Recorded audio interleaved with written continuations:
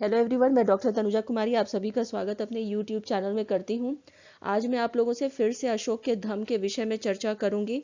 मेरा ये प्रयास होता है कि मैं अपने वीडियोज़ में यूजी और पीजी के स्टूडेंट से जितने भी इम्पोर्टेंट क्वेश्चंस पूछे जाते हैं, साथ ही साथ कम्पिटिटिव एग्जाम्स में लगातार इम्पॉर्टेंट जितने भी क्वेश्चंस होते हैं, उन सभी का समावेश मैं अपने वीडियोज़ में कर सकूँ। मेरा ये प्रयास है कि मैं अपने वीडियोस को इस प्रकार से बनाऊं कि स्टूडेंट्स को जिस भी परीक्षा में वो सम्मिलित हो रहे हों, उन्हें सफलता प्राप्त हो। आप सभी से आग्रह है कि यदि आप लोगों को मेरे द्वारा बनाए गए वीडियोस पसंद आते हों तो प्लीज़ मेरे यूट्यूब चैनल को सब्सक्राइब करें, ताकि आपको जो नोटिफिकेशन है वो प्राप्त हो सके जैसे ही मैं अपने वीडियोस को अपने यूट्यूब चैनल में अपलोड करूंगी। अब आगे यदि हम चर्चा करें यहाँ पे अशोक के धम्म के विषय में, तो हम ये जानते हैं कि भारतीय इतिहास में अशोक का धम्म एक विशिष्ट स्थान रखता है, क्योंकि इतने प्राचीन साम्राज्य के साथ साथ ही हम कह सकते हैं कि धम्म की विचारधारा ही अपने आप में विशेषता समेटे हुए है। अशोक के धम्म के विषय में यदि हम बात करें तो ऐतिहासिक विभूतियों में अशोक एक ऐसा सम्राट रहा था जो अपने धम्म के लिए ज्यादा विख्यात है। अशोक अपने प्रारंभिक जीवन में युद्ध और नरसंहार में विश्वास रखता था, परंतु 261 ईस्वी में कलिंग के युद्ध के पश्चात उसमें अचानक हृदय परिवर्तन हुआ था। और यहाँ पे इसका उल्लेख जो है प्लिनी ने भी अपने पुस्तक में की है, और साथ ही साथ मेगस्थनीज के द्वारा भी इसका उल्लेख किया गया है कि अशोक के द्वारा जो है कलिंग का विजय किया गया था। इसके पूर्व जो है इसका उल्लेख चंद्रगुप्त मौर्य के शासन काल में हमें प्राप्त नहीं होता है कि कलिंग जो है वो मौर्य साम्राज्य का अंग रहा था। परंतु 261 ईस्वी में जब अशोक ने कलिंग पर विजय हासिल की, उसने भेरी घोष की जगह धम्म घोष की, हम कह सकते हैं कि वो घोषणा किया था और इसका प्रचार प्रसार भी यथासंभव किया था। धम्म के विषय में यदि हम बात करते हैं तो अशोक ने इसे अपनाने का कार्य इसलिए किया था क्योंकि उस समय इतने बड़े साम्राज्य में शांति स्थापना के लिए और साथ ही साथ किस प्रकार से साम्राज्य में नैतिक उत्थान किया जा सके, इसके लिए धम्म को प्रतिपादित किया गया था। और साथ ही साथ इसकी जो सूत्र रहे थे वो अपने आप में काफी विशिष्ट रहे थे, जो कि दर्शाता है कि अशोक का जो ध्यान था वो बिल्कुल नैतिक उत्थान की तरफ रहा था। यहाँ पे एक तथ्य जो हमारे समक्ष आता है वो ये है कि अशोक के धम्म का अर्थ था कि वो सारे धर्मों के सार और अच्छाइयों को विश्व के सामने पेश करना चाहता था। अशोक के दया के धर्म के मूल सिद्धांत जो रहे थे वह संयम, भावशुद्धि, कृतज्ञता, दृढ़ शक्ति, दया, दान, शौच अथवा स्वच्छता, सत्य, शुश्रूषा, संप्रतिपत्ति और अपीचिति रहा था। अब यहाँ पे एक एक करके यदि यहाँ पे बात की जाए जितने जो सूत्र रहे थे या जो उसके विशिष्ट अभिन्न जो अंग रहे थे, तो फर्स्टली यहाँ पे हम ये देखते हैं कि वह बात करता है कि माता पिता के प्रति आचरण के लिए कि वो माता पिता के साथ अच्छा आचरण करना चाहिए तथा उनकी सेवा करना चाहिए। वृद्धों के प्रति जो है अच्छा आचरण किसी भी व्यक्ति को अपनाना चाहिए। गुरुजनों के प्रति आचरण जो है वह अच्छा होना चाहिए तथा गुरुओं को सम्मान देना चाहिए। साथ ही साथ मित्रों, रिश्तेदारों, ब्राह्मणों, श्रमणों के प्रति उदारता एवं उचित व्यवहार करना चाहिए। प्राणियों की हत्या नहीं करनी चाहिए। आगे यहाँ पे यदि और हम बात करें धम्म के विषय में, तो इसमें जो उल्लेखित है वो ये है कि धन को जो है वह उसका संचय कम से कम करना चाहिए। कम खर्च भी करने का जो है यहाँ पे उल्लेख हमें धम्म में प्राप्त होता है। दासों एवं नौकरों के प्रति अच्छा व्यवहार करना चाहिए। दान देने के विषय में भी या इसके महत्व पे भी ध्यान दिया गया है धम्म में। और साथ ही साथ सत्य वचन बोलना और सत्य कथन को अपनाना, इसके लिए भी हमें धम्म में इसका उल्लेख हमें प्राप्त होता है।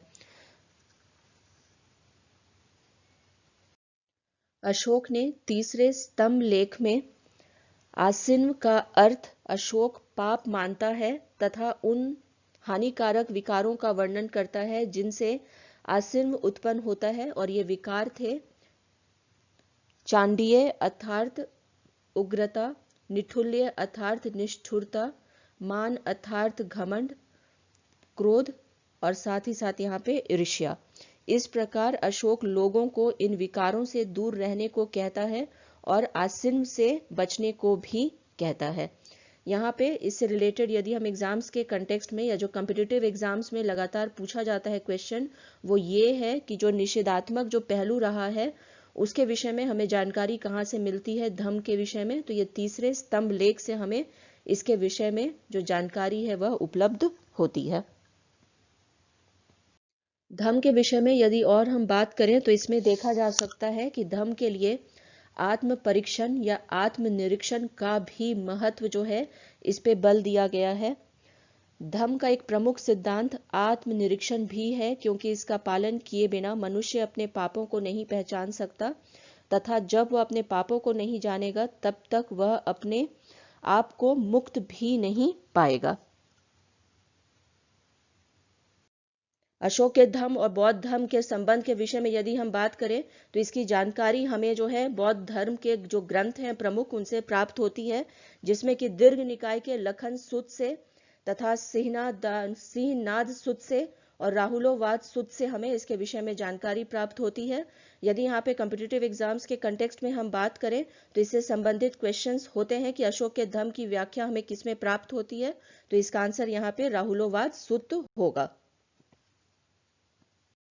धम्म के दो मुख्य सिद्धांत रहे थे, जिनमें फर्स्ट है सहिष्णुता और दूसरा है अहिंसा।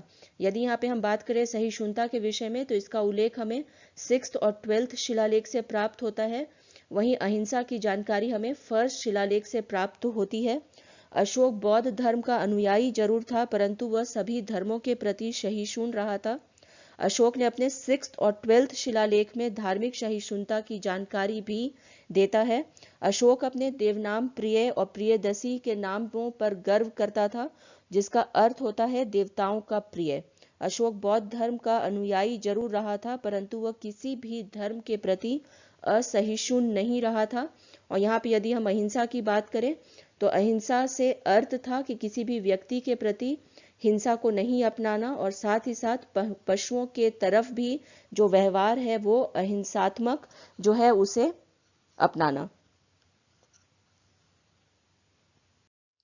अशोक के द्वारा धम्म के प्रचार प्रसार के लिए भी कई कार्य किए गए थे, जिनमें प्रमुखता हम देखते हैं कि प्रशासनिक तौर पे उसने कई धर्माधिकारियों की नियुक्ति भी की थी, जिनका नाम हमें उल्लेखित मिलता है धम्म महामात्रों के रूप में। यदि यहाँ पे हम बात करें महामात्रों के विषय में या धम्म महामात्रों के विषय में तो इनका कार्य ही होता था कि जो सबसे विशिष्ट गुण है धम्म से रिलेटेड और उसके जो सूत्र हैं उसका प्रचार प्रसार संपूर्ण साम्राज्य में करे। साथ ही साथ हमें इसकी भी जानकारी मिलती है कि जो स्त्री अध्यक्ष महामात्रों की भी नियुक्ति की जाती थी, इनका मुख्य कार्य होता था स्त्रियों के मध्य में जाकर के धम्म का प्रचार प्रसार करना तथा महिलाओं के कल्याण के लिए कार्य करना। तो इससे यहाँ पे स्पष्ट हो जाता है कि अशोक के द्वारा महिलाओं को भी धम्म के साथ जोड़ने का कार्य किया गया था। धम्म महामात्रों के अलावा हमें ये भी जानकारी मिलती है कि रजुक, प्रादेशिक और युक्तों की भी जो है नियुक्ति की जाती थी और इनके द्वारा भी धम्म का प्रचार प्रसार किया जाता था। यहाँ पे कॉम्पिटिटिव एग्जाम्स में भी से कंटेक्स्ट में क्वेश्चंस पूछे जाते हैं कि धम्म महामात्रों का मुख्य कार्य क्या था और युक्त और प्रादेशिक और रजुक जो थे उनका प्रमुख कार्य क्या था और इनकी नियुक्ति किस लिए की गई थी। अशोक ने कई धर्म प्रचारकों को विश्व के कई हिस्सों में और यहाँ भारत के भी हिस्सों में उसने भेजने का कार्य किया था, जिनमें प्रमुखता हम देखते हैं कि अशोक की पुत्री संघमित्रा और पुत्र महेंद्र को श्रीलंका भेजा गया था, सोन और उत्तर को सुवर्ण भूमि, रक्षित को वनवासी, महादेव को महिष मंडल, धर्म रक्षित को अपरांतक, महारक्षित को यवन और मध्यांतिक को कश्मीर और कंधार। यहाँ पे यदि हम देखते हैं कि कॉम्पिटिटिव एग्जाम्स में इनसे रिलेटेड क्वेश्चंस होते हैं कि संघमित्रा और महेंद्र को अशोक ने कहाँ भेजा था प्रचार के लिए। साथ ही साथ यहाँ जितने भी अन्य मैंने यहाँ पे नाम लिए हैं सोन रक्षित, महादेव, धर्म रक्षित, महारक्षित, इनसे भी रिलेटेड जो है एग्जाम्स में क्वेश्चंस होते हैं।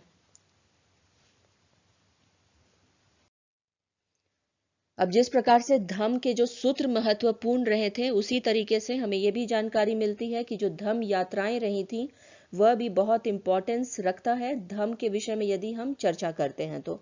और इसके विषय में जब और अधिक हम बात करें तो हम ये देखते हैं कि अशोक अपने राज्याभिषेक के 10वें वर्ष में धम्म यात्रा के अंतर्गत बोध गया गया था। इस यात्रा का विवरण भाब्रू लघु शिलालेख से हमें प्राप्त होता है। अशोक की यह प्रथम धम्म यात्रा रही थी। इसी क्रम में वह राज्याभिषेक के 12वें वर्ष निगाली सागर गया था। अपने राज्याभिषेक के 20वें वर्ष में लुम्बिनी गया था। यह वह स्थान है जहां बुद्ध धर्म के जो रहे थे प्रवर्तक गौतम बुद्ध, उनका जन्म हुआ था। और इसी कारण अशोक ने इस स्थान को धार्मिक करों से मुक्त भी कर दिया था। केवल भूमि उपज का 8वां भाग लेना निश्चित किया गया था।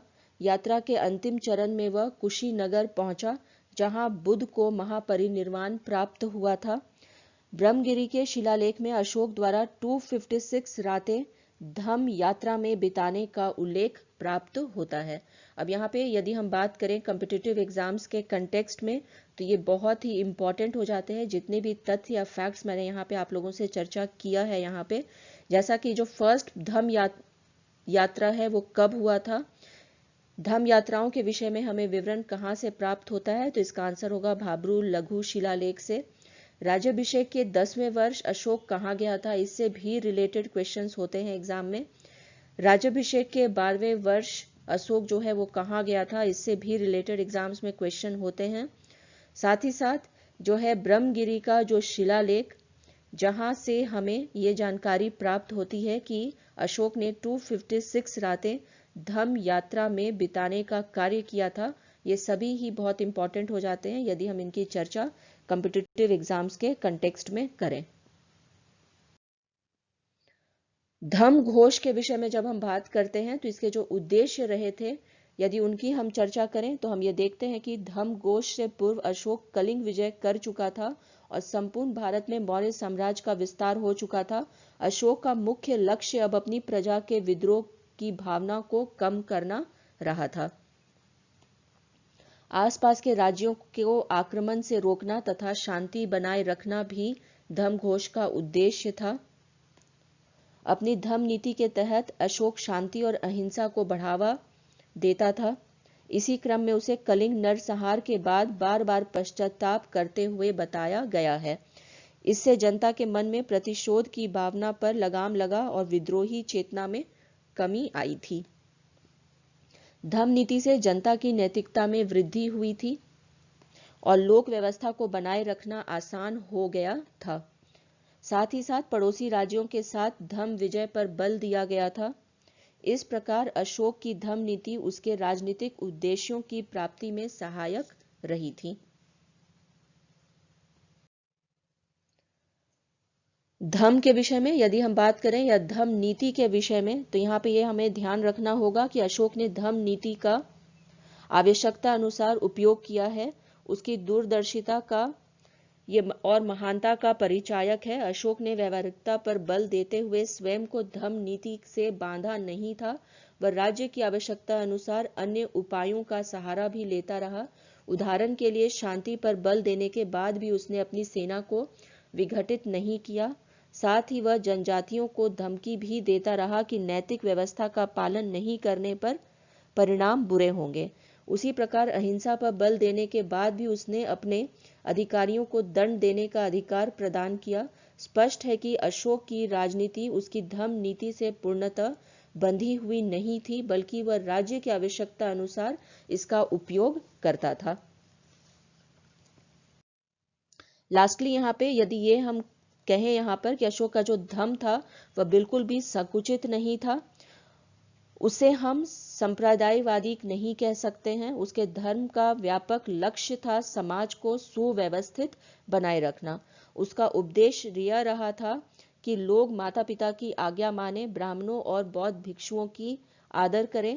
और साथ ही साथ यहाँ पे हमें ये भी जानकारी मिलती है कि जो अशोक है वह शांति के लिए शांति की नीति नहीं ग्रहण किया था। उसका यह सोचना था कि साम्राज्य को सुदृढ़ बनाने के लिए साम्राज्य के लोगों को एक धर्म के सूत्र में बांधना आवश्यक है। इसी के साथ अपने इस चर्चा को यहीं पे विराम देती हूँ। यदि आप लोगों को मेरा ये वीडियो अशोक के धर्म से रिलेटेड पसंद आया हो तो प्लीज़ इसे लाइक करें, शेयर करें तथा मेरे YouTube चैनल को सब्सक्राइब करें। Thank you. Stay connected.